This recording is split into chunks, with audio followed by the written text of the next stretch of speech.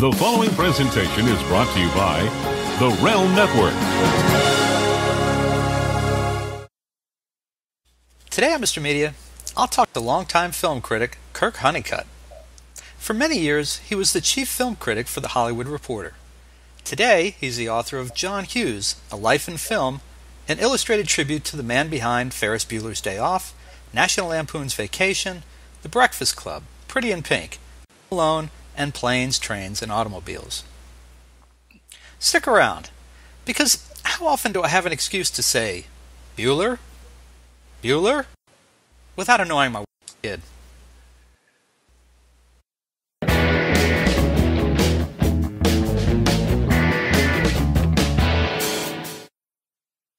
So much media, so little time.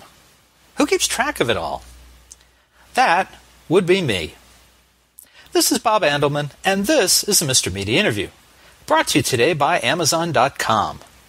When you visit MrMedia.com and click on any of the links to purchase books, music, movies, gift certificates, or anything else through our Amazon link, you support this free video podcast. Whenever you need something else from Amazon, please consider returning to MrMedia.com to order it. It doesn't cost you any extra, and we sure appreciate the support. And don't forget, MrMedia.com has more than 1,200 celebrity audio and video interviews archived on the site. That's hundreds upon hundreds of hours free entertainment. Subscribe for free on MrMedia.com, and you'll instantly get an email every time a new interview is posted. You can also watch and subscribe to the show on YouTube, Vimeo, Dailymotion, the Realm Network, and Frequency.com. And if you prefer to just listen, Mr. Media is also available for free on iTunes, Spreaker, iHeartRadio, Stitcher, SoundCloud, Blueberry, TuneIn, Blog Talk Radio, Podfeed.net, and Player FM. You can subscribe to any of those services and never miss another episode. Finally, you can interact with Mr. Media Interviews on all kinds of social media, including Facebook, Twitter, Google+, and more. Friend or follow us, we'll friend or follow you back. Thanks for listening. Thanks for watching. Mr. Media is recorded live before a studio audience full of teen actors who now realize they missed the golden age of adolescent mischief by at least 30 years in the new media capital of the world, St. Petersburg, Florida. Ferris Bueller's Day Off is easily one of my favorite movies of all time. I was already a college graduate by the time it appeared in the mid-1980s, but so what? It was the movie that spoke to my inner narrator like no other.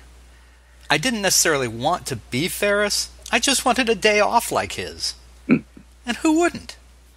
Now, every time that I see Ferris as I'm channel surfing, I'll stop and watch it.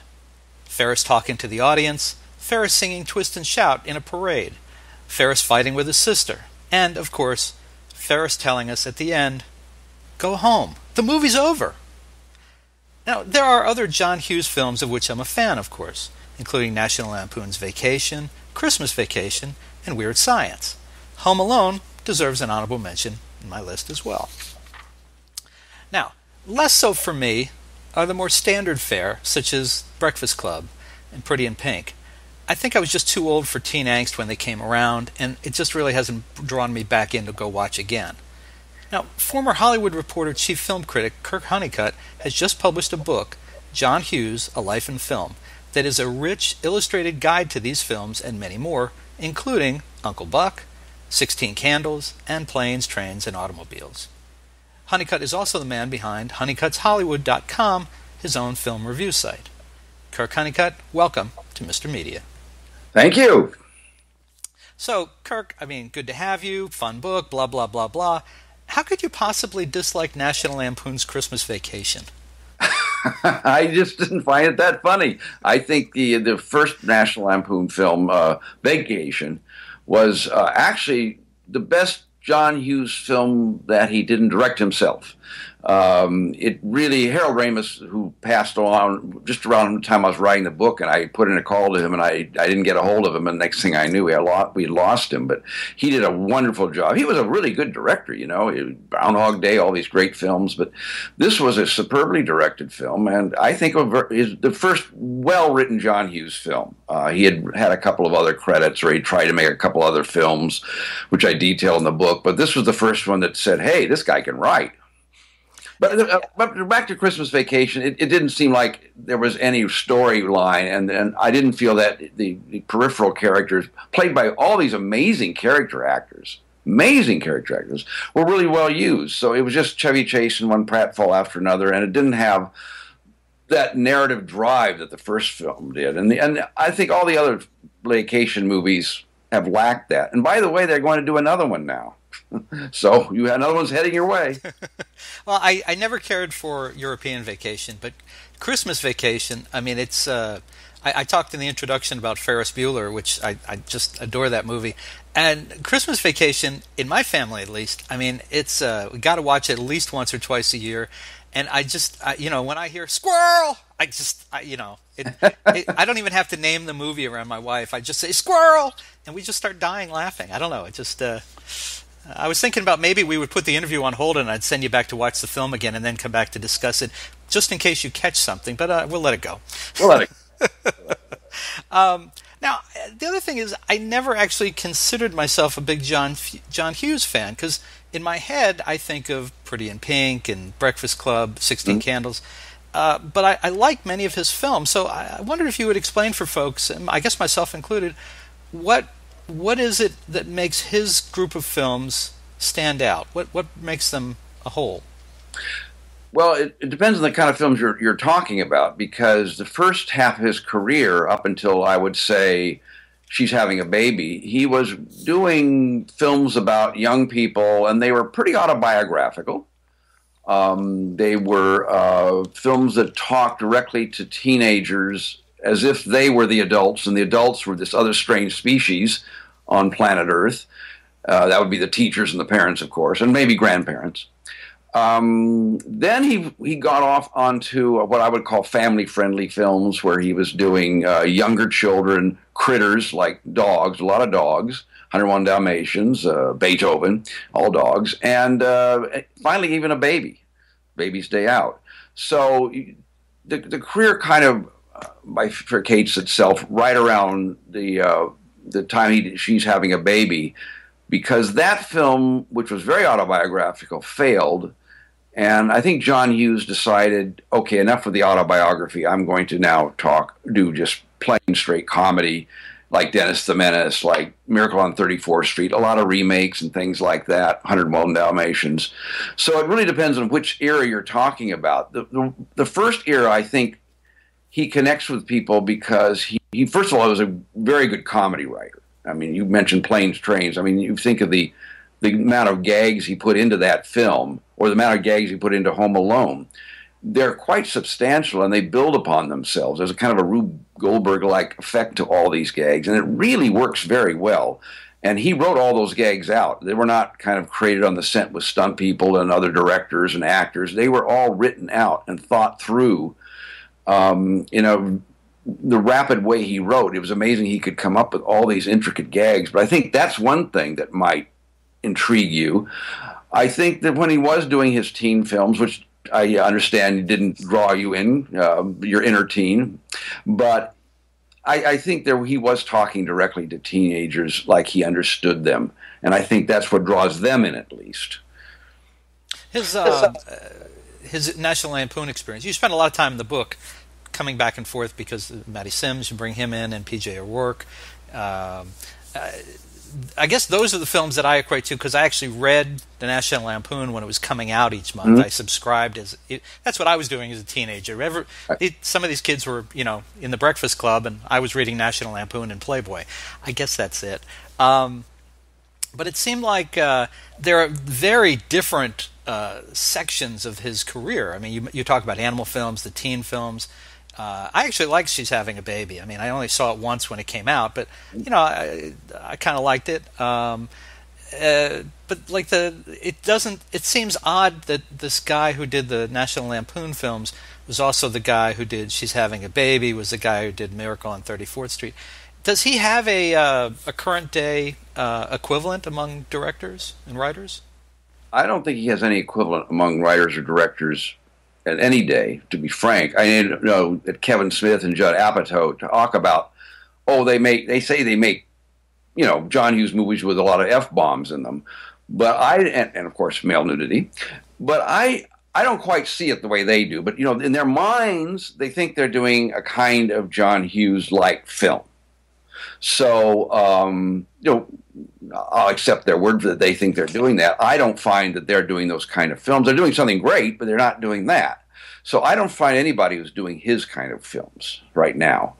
I would have said the closest might be. I would never have thought of Kevin Smith in that sentence, but Apatow may come closest. But it seems to me that he overshoots because he wants so much of that R-rated stuff and so much of that raunch that even a movie of his that could be somewhat sweeter, like This Is 40, to me it backfires because it's just so loaded with outrageous raunch, and any emotion that you would have found in a Hughes movie gets tossed aside in search of a nasty joke, basically. I would agree with that.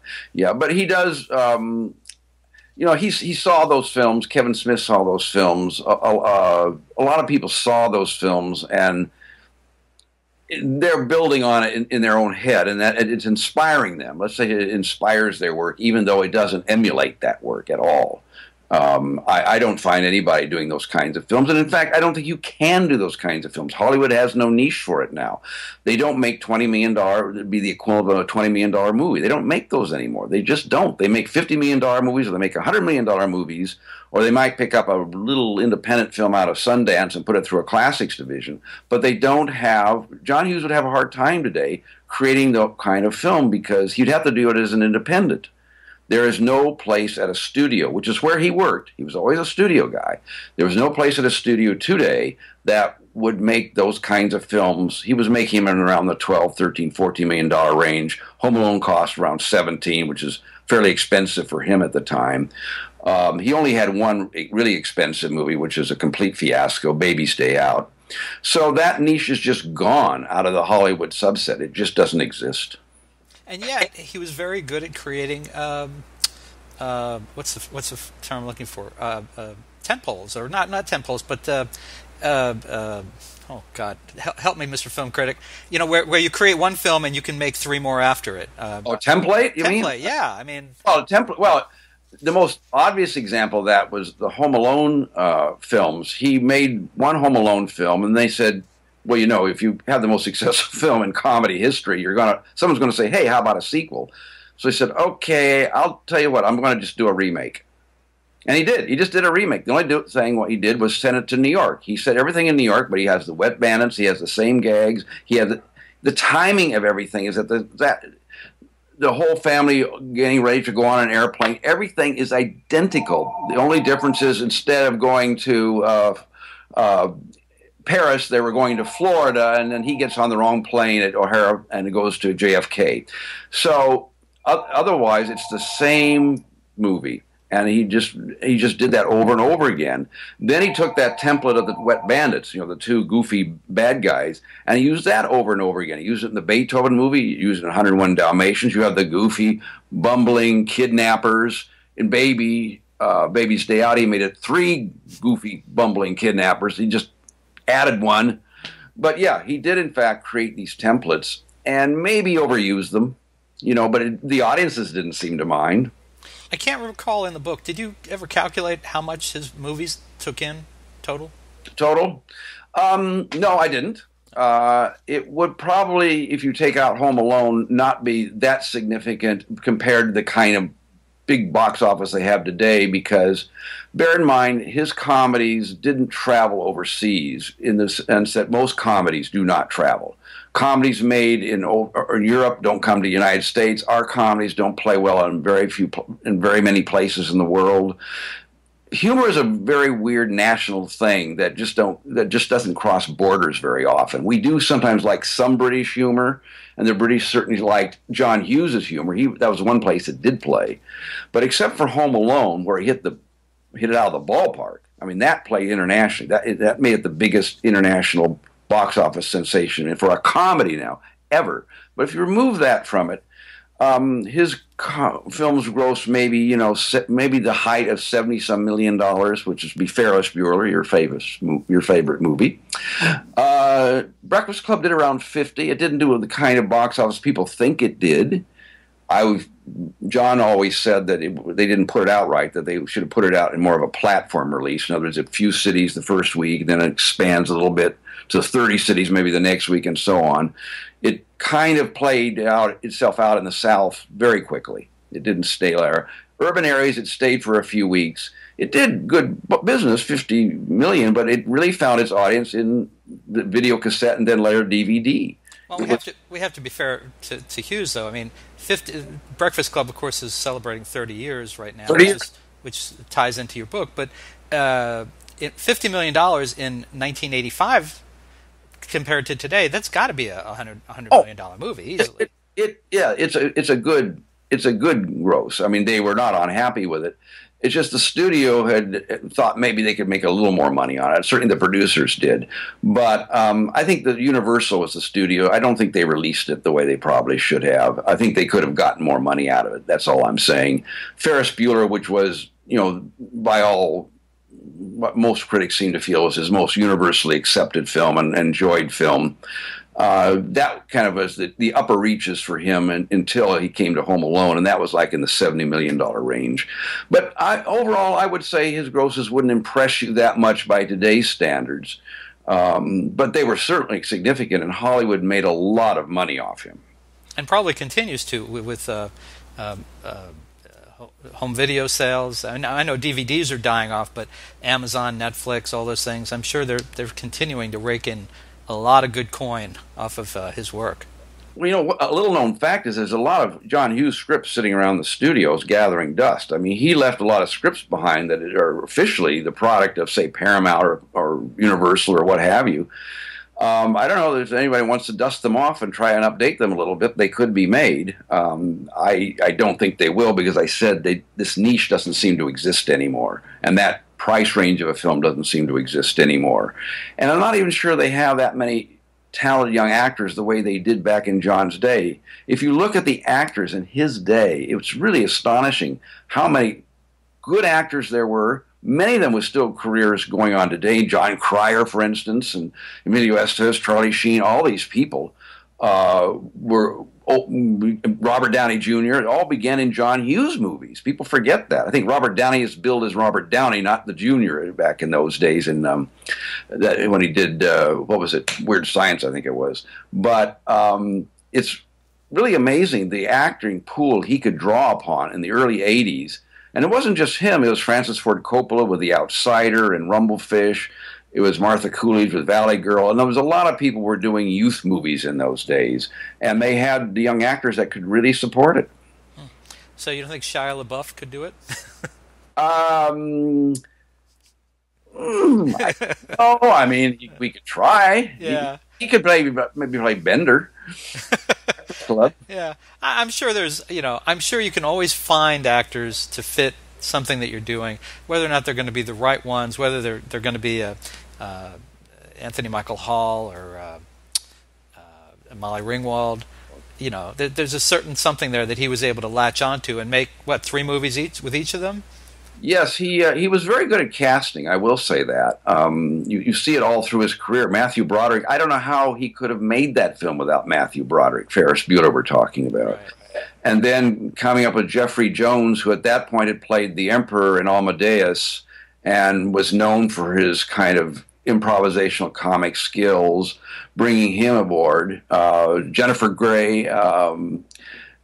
I think that it's just brilliant in casting all the way through, and then discovering Macaulay Culkin and using him in 2 or 3 films the way he did. And Macaulay Culkin has not done well without John Hughes around in his life.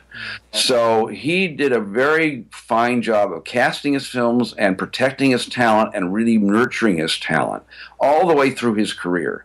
You do see an occasional miscasting. I think The Great Outdoors, for some reason, John Candy, of course, is John Candy. He's wonderful. But Dan Aykroyd just doesn't work in that role. I can't figure out why, but it just... And even Howie Deutsch, who directed, said, I think I was the wrong guy for that film. I don't think I was good at that kind of broad comedy, which he wanted. I think I was miscast. But Dan Aykroyd doesn't work somehow in that film. But the film did very well. I didn't do badly. Right. I agree with you about that. I mean, it seemed like Aykroyd was in that period where he was doing like everything that was thrown at him. Spies Like Us, and he did Great Outdoors, and there were other ones where Dr. Detroit, where he was just showing up. It seemed like he kept playing kind of a Dan Aykroyd playing a character, playing Dan Aykroyd, and it got really tiresome. I think, and I think it's been good for all of us that he's kind of dropped out of sight and is just showing up occasionally again now. Well, he's showing up in kind of like key roles in movies, or the guy who just comes in and does something. I've actually been seeing him quite a bit lately. So I think it's interesting, all those Saturday Night Live guys who came around at the same time as National Lampoon was doing its shows, its radio shows, and its plays and things like that, and they all those actors kind of intermingled in all those various venues. They've all kind of developed into interesting character actors, especially Bill Murray, who, if you compare him to, say, Chevy Chase never really learned how to act in a true sense, where I think Murray really has become a really fine actor. He was very good in St. Vincent, whatever you thought of the film last year. And, he goes back again to the Harold Ramis, the great film Groundhog Day, and he has really evolved as an actor to a superb degree. So there was a lot of actors from that day that John could draw upon that just did wonderful work in his film. I like Murray, of course. I didn't see St. Vincent, but I was thinking of the movie where he has a very small part, I think, as Bill Murray in the zombie movie. Which one was that? Was it? I didn't see that movie. I can't remember the name, but he's really good. He just comes in briefly. I guess L.A.'s been decimated, and somehow they trip upon Bill Murray still wandering around his mansion, and he's playing Bill Murray, and it's great. And of course, Lost in Transition. You're right. That is an amazing acting career. Worthy of a biography, perhaps. Perhaps. Yeah. Someone should do that. Someone should do that. No. Well, someone should really look and re-examine, because he came out of that sketch comedy, which a lot of the John Hughes early players did. But he really evolved into an actor. I mean, he really did. He did with Razor's Edge. He tried serious acting. I don't think that was very successful, but as long as he's playing something like Lost in Translation that is, it's funny, but there's also the serious underbelly to it, or Groundhog Day, he's wonderful. He's just wonderful. Bill Murray is Hunter S. Thompson. Yeah. Yes, well, there you go. Yeah. So tell me about choosing to do the book on John Hughes. Now, you talk about early in the book about how you interviewed him an awful lot, and was that kind of, I hate to say that it was low-hanging fruit for you, but you had all these interviews with him, you had all this direct contact. Was that what made this a good choice for you to do as a book? Well, the interviews were actually always on the phone. He was in Chicago, and I was in L.A. reporting news for the Hollywood Reporter, and I was a hard news reporter, meaning if there was a deal he had just made for a new studio, or one of his projects went from one studio to the other, like The Bee. The Bee was a film that he tried to make, never could, but it went to 3 different studios. I'm on the phone to him to find out, what's going on. And when John Candy passed on, I called him that day, and we had, I think our last conversation would have been then, which was 1994, I think. So I never actually met him, but I had interviewed him a lot more than I realized, because when I did the research and found all of this material from the old Hollywood Reporters, that I realized I had talked to him many times. But no, it was, my impetus was, here's a man who the critics reviewed his films, kind of dismissed them lightly, moved on to Woody Allen, which was much more serious comedy for them. Hollywood certainly loved making money off him, but they certainly weren't giving him accolades like the Academy Award nominations or anything like that. I wanted to look at this career and find out what it was that made him so successful and yet never was critically appraised with any kind of honesty about how well his films were doing with a certain segment of the population, rather important one, teenagers. And I felt the critics such as myself, because I was a critic, sandwiched in, but the reporting job was sandwiched between critical work. I had done critical work at a place called the Daily News in Los Angeles. Then the Hollywood Reporter, I eventually became their chief film critic, as you said in the introduction. But I had, in that intervening years, done some reporting, hard news reporting, where you're talking to all the executives in Hollywood, all the managers, all the agents, all the distribution people, the marketing people. You're trying to find out why films are working, why they're not, what's happening. A great, by the way, background for a critic, because then you understand the process. Most critics don't. They think they do, but they don't. I didn't understand until I had that job for several years. And I'm talking directly to people and say, why did you make this film? Why did this happen? Why is this not coming to fruition? It was really an interesting and an unbelievable education in the filmmaking process, which I think critics should understand. There's other people who say, no, a critic should just look at the film and judge it for it on its own merits and not have to know anything about how movies are made. I don't know. I'm of the other opinion. But I wanted to find out why John Hughes was so damn successful, because he was. And I wanted to understand what he did right and what it was about his comedy. And nobody's denying his comedy. What it was about his comedy that connected with people, and still does today with his good films. He has some mediocre ones, but with his good films. We can disagree about Christmas Vacation. And so, yeah, but I'm just letting it slide. Yes, I know. I appreciate that. I wanted to find out, from a critic's point of view, what it was, and reassess those films. And I think that's what I've done, reassess his films. With honesty, because I don't find some of his films. I mentioned The Great Outdoors. I don't think that one works. And that's even with his good friend John Candy. It just is the one film he made with Candy that didn't work, in my opinion. It did well at the box office. But I wanted to find out what made him tick. I wanted to find out how he was able to plug into this whole generation the way he did. And that's what I think the book attempts to do. I hope it does. So what were some of the films that, in working on the book, you maybe changed your opinion of, either decided that they were not very good films or that they were underrated films? I would say Uncle Buck, I think, is an underrated film. I think that's an extremely good film. John Candy gives one of his best performances because there's a serious edge to it.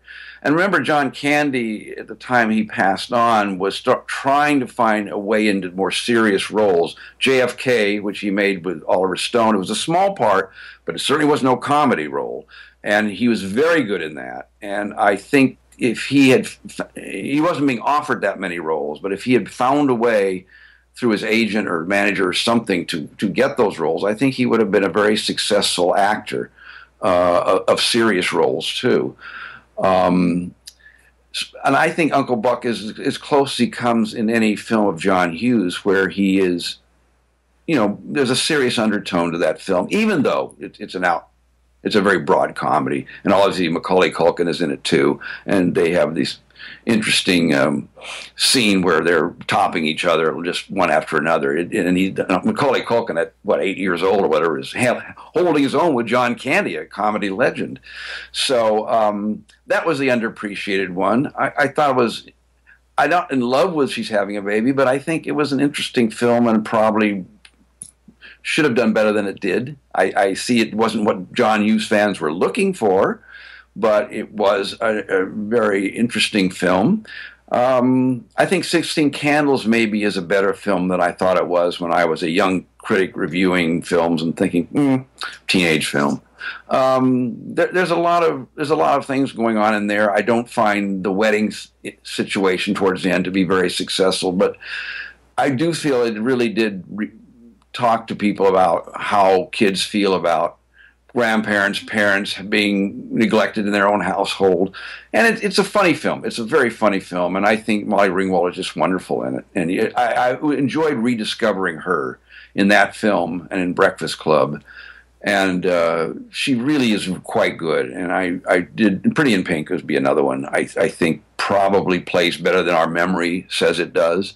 That was a film where they had to reshoot a new ending. The ending that they tested was getting very negative feedback, especially from the young girls, because they didn't feel like Mallory Ringwald was ending up with the right guy. So they shot a new ending where she ends up with what they want, the one not with John Cryer. You know, they didn't want him to end up with John Cryer, the Ducky, so they shot a new ending. But that film actually works pretty well. If you don't mind the ending, I think probably John's original ending was better. I'm not so sure he didn't think so, but because he tried to remake the film in a way, and Some Kind of Wonderful, a film that didn't work, but he was trying to remake Pretty in Pink, and make it come out right this time, so that the two kids from the wrong side of the track do get together. But that was a film where he decided to fire his director 4 days before they were starting to shoot, so that was almost a doomed project to begin with. I don't imagine John Cryer would have had this 2.5 Men career if he had gotten the girl in that one movie. Never thought about that. Is that true? Well, think about it. I mean, you know, you could believe him, I think, in 2.5 Men, because if you remember him as Ducky at all, he was the loser. He didn't get the girl. Yeah, he just spent the last 12, 13 years not getting the girl and getting about $1 million a week for his trouble. Well, that's a good point. So I certainly think John Cryer. I know John Cryer owes a great debt to John Hughes, and he certainly was very happy to talk to me about it. It was very hard to fit me into his schedule because it's a hellishly difficult schedule, but he was able to find time between his lunch break or something, and he was really happy about getting work in that film because he, like you, was a National Lampoon guy. And he remembered reading John Hughes stories in the National Lampoon, and he was surprised, John, by saying, you know, I really like working with you a lot because I really like the fact you were for the National Lampoon, you know. And so John suddenly found a soulmate who had actually read him in the National Lampoon, and they would talk about the various stories John had written there, one of which was Vacation 58, which, of course, became the basis for National Lampoon's Vacation. So, yeah, John Cryer, certainly, I hadn't thought about it, but certainly may owe his entire career to John Hughes. Yeah, who knows who knows who Charlie Sheen would have done those first 9 years with had that happened. You know, one of the things that's kind of subtle in the book is the sheer number of actors and folks that you talk to about John Hughes, and you have a lot of material from them. And maybe because of that, one of the things I really was interested in, and again, the Ferris Bueller stuff, I'm always interested to learn more about that movie. Mm-hmm. I didn't realize, I guess I never thought about it, the age difference between Mia Sara, Matthew Broderick, and oh my gosh, I can't remember the fellow's name who played Cameron. All of a sudden, he was later in Spin City and all kinds of stuff. Yeah, I'll think of it in a minute. But yeah. I mean, she was. I guess Mia Sara was 18, maybe 19 tops. Matthew Broderick was 23, and the guy who played Cameron was like 29. Yeah, and that guy and Broderick were friends beforehand. They had been in, I think you say, Biloxi Blues. They had done Broadway together with Gene Saks was the director, Neil Simon. Neil Simon, right. And so Matthew Broderick, I believe, actually recommended him to John, and John Ruck, I think. And because he knew, well, they played with each other on Broadway, so there was already, and they became friends, so there was already this kind of camaraderie that would translate well as being best buds in Ferris Bueller. So certainly, and the age disparity is always in teen movies. It's always a problem you have because the child labor laws are such you can't really work with very young actors. So you always have to have slightly older actors. And so you almost always have 20-year-olds playing guys or women in high school. Even John does that a little bit because the 3 of the 5 actors in Breakfast Club are past 20, but 2 were genuine teenagers, and they could play it. Judd Nelson at 25, I think, was the oldest, but they could play 18 convincingly. And John, again, back to casting, he was always good at getting the right cast. But Ferris Bueller is certainly probably his best cast in terms of, as I said, I don't know how you would pull that off without Matthew Broderick and Jeffrey Jones, and they're so good. And even Jennifer Grey is really quite wonderful. She and Matthew Broderick hooked up, and got engaged briefly after that film. But there was a real ensemble nature to that piece. It isn't just Matthew Broderick and Ferris Bueller. It's the trio, and then there's the sets of parents, and then there's the principal and his assistant, and there are these little, little like areas where the ensemble cast would come in. The high school, and then the principal's office, and then Chicago clubs, stadium, Wrigley Field. All these things set up little ensembles going on throughout the picture, and it isn't just one guy dominating the film. Even though you think about Matthew Broderick, he really is well supported by the actors. Well, it's also what you were saying reminded me of this. Matthew Broderick, of course, was pretty serious with his on-screen sister Jennifer Grey for a period of time. You also point out in the book, I think, that the actors who played his parents wound up marrying after the film. Yes, they did actually. Right? Cindy Pickett and can't remember the fellow's name. We're having trouble with male names here, aren't we? Yeah, I don't know what that's about. But also, I was thinking as you were saying that. So if John Cryer owes his career on 2.5 Men to John Hughes, well, Charlie Sheen owes his career in 2.5 Men to John Hughes for Ferris Bueller, right? I mean, he was basically playing the younger version of himself. Yeah, right? So 2.5 Men all goes back to Ferris Bueller. Is that what you're saying? I think that's what I'm saying, yeah. I mean, if Edie McClug had wound up as either the housekeeper or the boy's mother on that show, case closed. Yeah. Well, Charlie Sheen's part was actually cut slightly. There was apparently more about his family, and he was somehow, there's a tow truck operator in that who tows away the principal's car. I think that was his family's business, was the tow truck operator. So there was a longer part of that, but John did cut the film. I don't think you miss it. I think Charlie showing up in just that one scene, which is in a police station, is actually pretty funny. Yeah. And I don't think you need any more introduction to him. I'd love to see this other version, because what Matthew Broderick told me was that it had more serious elements, more Breakfast Club elements, if you will, about, what do you do after high school, and what if you peak too early, and angst about the future, and these sort of things that were eliminated in the editing room when John tested it with audiences and tested it with himself, and he cut it for a straight comedy, whereas when he originally wrote it, there were other elements in there that just came out after they shot it. So, and they were very concerned about how audience would react to Ferris, because if you think about it, he's kind of an entitled person. Yeah, a little bit. And that could play very badly if you don't have some of the genius of Matthew Broderick playing that role. And I think John didn't pursue a lot of actors in his career, but he did pursue Matthew Broderick for this film, and he did pursue Steve Martin for Planes. So I think he knew when he had a role that needed just the right kind of actor, because if you think about Steve Martin's role in Planes, Trains, and Automobiles, that could be a very annoying character too, because he's almost a misanthrope. He's thoroughly dissing the John Candy character throughout the movie. And you need a certain kind of actor that can get away with that and still not lose audience empathy. And Steve Martin is exactly that kind of actor.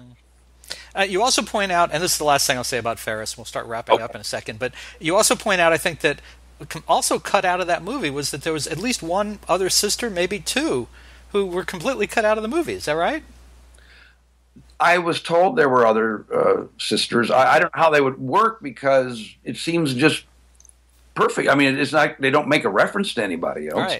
Right. So, yeah, John would sometimes, even in 16 Candles, there's a sister that gets introduced in the movie, and she disappears from the movie.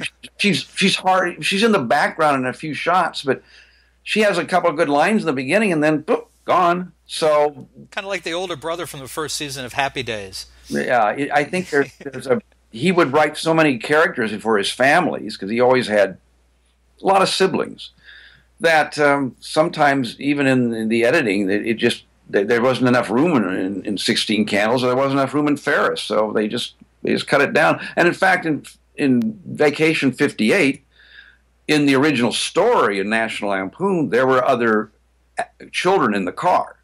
He just reduced it to 2 for the movie, and it makes perfect sense. Anymore, and it'd be with grandma on top, and there'd be way too many people. I'm sorry, you're going to get me laughing. Okay, so the last thing I want to ask you about... I don't want you to be laughing. We're talking about comedy here, and that's serious. No laughing. Those vacation movies, those 2 vacation movies, they kill me. You need to go back. Anyway. Last thing I want to ask you... Now, in fact. No. All right. There's been this effort of late, this week as a matter of fact, I think in particular, to rewrite kind of the history of Steve Jobs. There was the book 2 or 3 years ago about Jobs that kind of painted him as kind of a strange character with a lot of mental health issues. And now this new book has come out, and hopefully I'll circle around. A new book has come out that the family's gotten behind, and they're endorsing, and even Apple Computer, even though it's not authorized, is saying, yeah, this is the book if you want to know about Steve. And I read an excerpt from it last night, and they're talking about how he couldn't have possibly been the horrible person that he was painted as, because look what he accomplished and the people with him. And yet all the stories that are in this excerpt they all start with, well, yeah, a lot of people hated him, or everybody fought with him, and so in your book on Hughes, you tiptoe a little bit around the fact that there were some issues with his personality as well. I mean, he cut Molly Ringwald out after the 3rd movie they did. I don't think she ever spoke to him again. Anthony Hall was also not. He didn't speak to either of them in the last 20 years of his life. He had, I guess, no need to, in the sense they weren't going to be working together, and he had pretty much retired in the last 10 years of his life. But no, it's true. There wasn't any communication between them. I don't know if I tiptoed around this, though. I think I pretty much lay out the fact that John Hughes was very good at blowing up relationships with people. I think in some case it may have been deserved. There were people at the studio level, that fought him on various creative decisions. And when you consider his track record, why would you say no to John Hughes? As Warner Brothers did when he wanted to spend $1 million more on Home Alone. And he says, no, I won't. I'll do it at this price. And he said, well, no, you're going to have to take it someplace else. So I understand why John Hughes was furious at a lot of people. But there was a lot of people he would get pout over that don't even know what they did. They can't even imagine it, because they would be usually people running his company or in his company. A friend of mine was a publicist for him, and a studio print didn't arrive at USC for a screening when it should have. It was the Universal's fault. It wasn't her fault, but somehow, or I don't know if it was Universal, it was a studio anyway. Somehow it became her fault in his head, and he just wouldn't speak to her again. And you can't very well be a publicist for a man who won't speak to you, so she just had to resign her job. And this would happen over and over and over again. Torquil Gotch, who was a British R&R guy. I was just going to ask you about him, yeah. Yeah, he came aboard to do a lot of the soundtrack albums for John, and then John started using him as an executive producer, and pretty soon he found himself on the outs. He doesn't know why. He just did not. John wouldn't speak to him, so he said he went back to England. He was an A&R guy, and so he started working with bands there again. And John one day, like a year of not speaking to him, calls him up and said, I'd like you to come and run my company. John, you haven't even been speaking to me for ages. Why? And he said, I'll pay you a lot of money. So, he did say, though, you'll have to quit doing the jobs in England. You have to be full-time. You have to live in Chicago, which was not an easy thing to do, because the weather there is, I'm told, not very good. I hear that. Yeah, but in any event, Torquil decided to take him up on it, and he did work for him for several more years. So he went through that freeze out, and then he was back in the sunshine again. And Torquil does talk about it in terms of being in Siberia and being in Palm Springs. It's kind of the two dichotomies. And this happened over and over again. Christopher Columbus made 2 successful films with him, the Home Alone films, but he wanted to go live in San Francisco and not stay in Chicago. He wanted to make movies like Mrs. Doubtfire, and so John just didn't talk to him anymore. And over again, John would get very upset if actors didn't want to do his films, if people wanted to do other films, if Molly Ringwald wanted to do another film that wasn't a John Hughes film. And that he seemed to have a very strange definition of loyalty, especially in a town where an actor has to constantly work to make money. You have to constantly do different kinds of roles to broaden your range, to improve your quote, that is to say, your price. You have an agent telling you you need to do this. You can't simply do John Hughes movies, because as prolific as he was, it was still maybe only a couple of movies a year, and a good actor could, in those days, do 2 or 3 movies in a year, or maybe do a TV show or something else. It was always John calling up his agent saying he wants no more of this person, his agent waiting a day or 2 to let things calm down and try and patch things over. The agent, in this case being Jat Rabke, who himself was fired many times by John, only to be brought back a few months later. And until the last time John did it, he said, "That's it, John, I'm not going to be in your life anymore." And he wasn't. He said, "I called him to congratulate him on the marriage of his son, John Hughes' son." And then John started to talk business. He says, "John, we're not talking business. I just called to congratulate your son's wedding. That's it. Goodbye." He said, it's not, and he told me, it's not like other people don't have feelings too. John always had his hurt feelings, but other people have hurt feelings. But as you were saying, he must be doing something right, because he certainly worked with a lot of great people. He knew how to bring great people into his projects, and he had a very, very good track record in Hollywood, especially in a very tricky field, which is comedy. Well, Kirk, it was a really fun book to read, and it's been fascinating to talk to you in more detail about it. And folks, listen, you can order Kirk Honeycutt's new filmography, John Hughes, A Life in Film, from great retailers everywhere, or you can get it right now at a great price at MrMedia.com.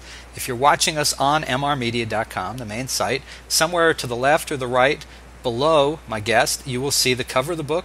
You can click on it right now. You can. Is the book available as an ebook? I'm sorry, I didn't check that first. No, it will be, but not yet. Sorry, it's not available as Kindle. Oh, okay. It's not available as Kindle, but I do believe there might be soon some kind of Amazon platform it's available on. Because someone did send me on Twitter a question like that, because I didn't know either. But it's a picture book, and so there's a lot of photographs and things that I don't know how that would translate in an ebook. But they certainly really found the publisher found some really great photos of John, and there's a great section where you look at all the costumes from Breakfast Club. Marilyn Vance was the costume designer, and she provided all the boards she did for the various characters. And it's really quite interesting because, those costumes really spoke to who those characters were. Oh, there's a lot of great stuff in the book. I mean, I really recommend it for anyone who's interested even in a handful of John Hughes movies. You're going to learn a lot about the films and behind the scenes about the films, and many of the actors have spoken to Kirk for the book. It's really good stuff. And then also check out his website, which is honeycuttshollywood.com. It's all solid. Honeycutt is 2 T's. Honeycuttshollywood.com. Can people find you on social media at all? Twitter, Facebook? Are you doing any of that stuff? Oh, yes. You have to these days. Yes, there. That's what I hear. All right. Well, Kirk, it was a pleasure to chat with you. Thank you for joining us on the show, and we'll look forward to whatever comes next. Thank you.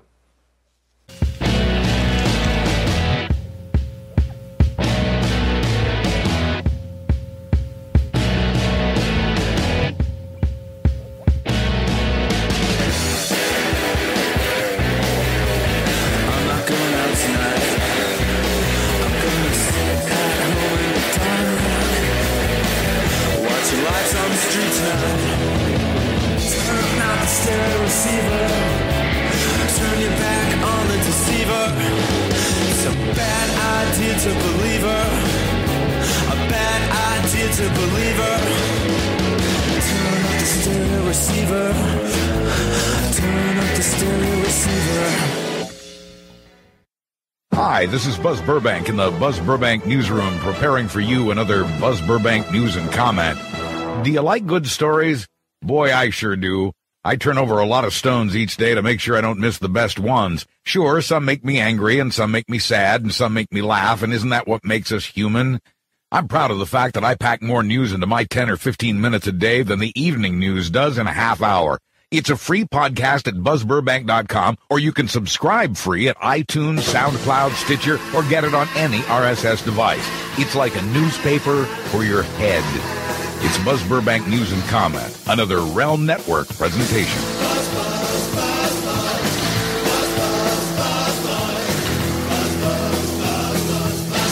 Weekday mornings right here on the Realm Network.